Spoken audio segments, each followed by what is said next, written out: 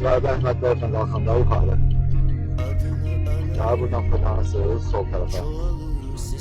Baxın, 2 dənə xətti gördünüz.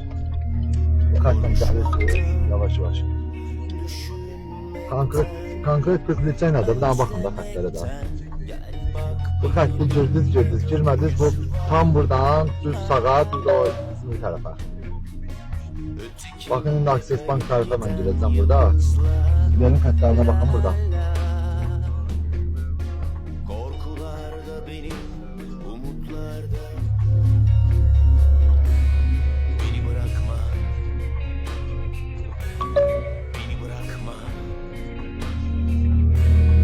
Bakın gelin xəttinə.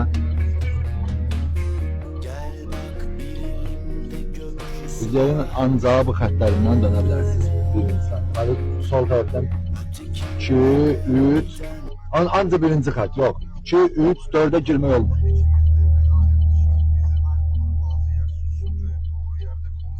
İnşallah yolu tapaq keçək buradan. Görək nə olur.